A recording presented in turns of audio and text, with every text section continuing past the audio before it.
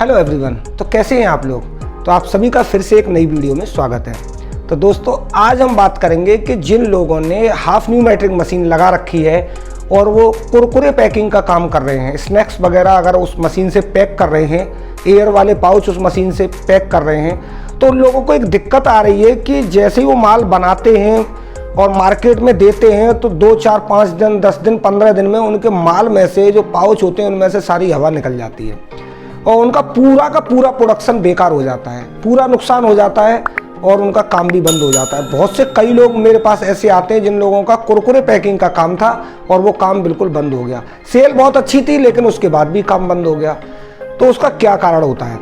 ठीक है, तो उसका कारण क्या होता है कि जब हम उनसे पूछते हैं कि ऐसा क्या कारण रहा कि आपका काम फेल हो गया, क्या वजह रही कि आपका काम बंद हो गया, तो उन लोगों की सेम एक ही समस्या होती है कि हमारे माल में से, हमारे पाउच के अंदर से पूरी की पूरी हवा निकल जाती है। जब हम मार्केट में माल देते हैं उसके हफ्ते 10 दिन के अंदर जो है माल में से हवा लीक होना शुरू हो जाती है और दुकानदार हमें जो है पूरा का पूरा माल वापस कर देता है। ठीक है, तो क्या कारण होता है कि उस मशीन के अंदर से जो है एयर पाउच में से निकल जाती है। तो मैं आपको कई वीडियो में बता भी चुका हूं वैसे कि जो है अगर आप लोग हाफ न्यूमेट्रिक मशीन लगाते हैं और हाफ न्यूमेट्रिक मशीन लगाने के बाद में अगर आप उस पर एयर वाले पाउच पैक करते हैं, इस टाइप के अगर पाउच अगर आप पैक करते हैं जो इसके अंदर हवा भरी हुई है, इस टाइप के अगर आप पाउच पैक करते हैं तो आपको हाफ न्यूमेट्रिक मशीन नहीं लेनी है। मैं आपको बार बार कई वीडियो में बता चुका हूं कि अगर आपको एयर वाले पाउच बनाने हैं, अगर आपको पाउच के अंदर हवा डालनी है तो आपको हाफ न्यूमेट्रिक मशीन नहीं लेनी है। क्योंकि हाफ न्यूमेट्रिक मशीन के अंदर होता क्या है कि ये दिक्कतें बहुत आ रही हैं। क्योंकि जो लोग नया बिजनेस स्टार्ट करते हैं तो वो लोग करते क्या है कि ऑपरेटर तो लगाते नहीं है, वो खुद ही मशीन को ऑपरेट करते हैं।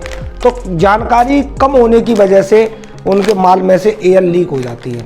ठीक है, तो होता क्यों है कि एयर लीक होती क्यों है? तो उसका कारण ये होता है कि जो हमारी हाफ न्यूमेट्रिक मशीन होती है तो उसका नीचे वाला सीलर जो होता है न्यूमेट्रिक सीलर होता है और जो ऊपर वाला सीलर जो डायरोलर सीलर होता है मैकेनिकल सीलर होता है।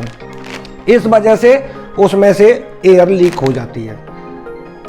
तो हमें कौन सी मशीन लेनी चाहिए उसके लिए हमें फुल न्यूमेट्रिक मशीन लेनी है। अगर आपको इस टाइप के एयर वाले पाउच पैक करने हैं तो आपको फुल न्यूमेट्रिक मशीन लेनी है, हाफ न्यूमेट्रिक मशीन बिल्कुल भी नहीं लेनी है। क्योंकि फुल न्यूमेट्रिक मशीन के अंदर दोनों ही सीलर, हॉरिजॉन्टल सीलर और वर्टिकल सीलर, दोनों ही न्यूमेट्रिक सीलर होते हैं। तो वहाँ पर जो है एयर लीकेज की प्रॉब्लम नहीं आती है। ठीक है, अब अगर जिन लोगों ने मशीन लगा रखी है, जिन लोगों के पास ऑलरेडी पहले से मशीनें लगी हुई हैं हाफ न्यूमेट्रिक मशीन, अब वो क्या करें?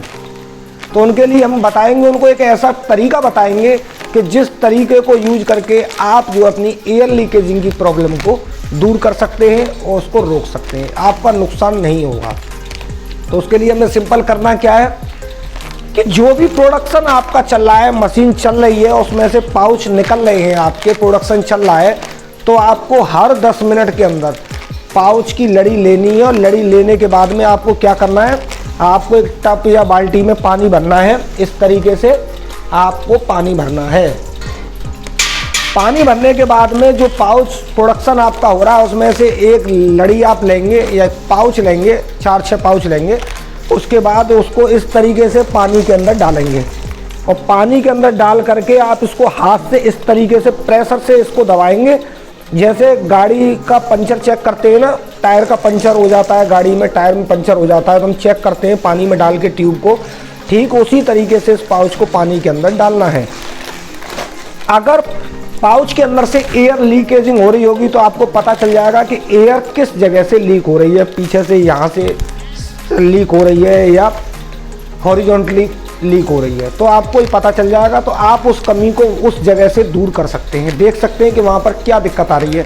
कई चीज़ों में होता क्या है कि पाउच में जो रिंकल आ जाता है, जिसको हम सिकुड़न कहते हैं, सरवट कहते हैं, रिंकल कहते हैं उसको, अगर पाउच के अंदर रिंकल आ जाता है तो रिंकल पर से ज़्यादातर एयर लीक होती है। अगर पाउच जैसे इस तरीके से ये सीधा पाउच चल रहा है, ये देखिए एकदम सीधा पाउच चल रहा है, लेकिन कहीं से उसमें सरवट, सिकुड़न, रिंकल आता है तो वहाँ से एयर लीक होता है।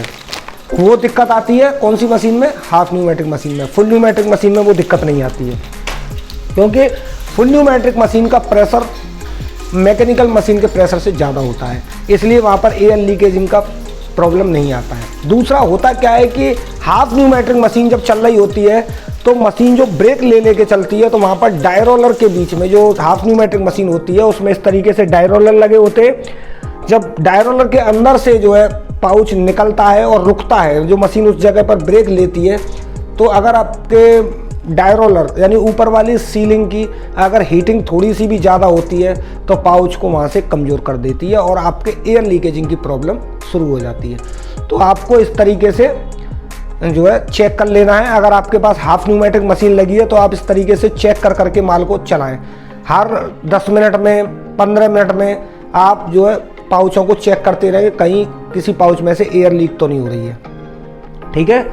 अगर जिन लोगों ने मशीन नहीं लगाई है वो लोग मशीन लगाना चाहते हैं तो उन लोगों को मैं बार बार यही कहता हूं कि आपको हाफ न्यूमेट्रिक मशीन बिल्कुल भी नहीं लेनी है। अगर आपको इस तरीके से एयर वाले पाउच बनाने हैं तो अगर आपको एयर वाले पाउच बनाने हैं तो आपको हाफ न्यूमेट्रिक मशीन नहीं लेनी है, फुल न्यूमेट्रिक मशीन लेनी है। ठीक है।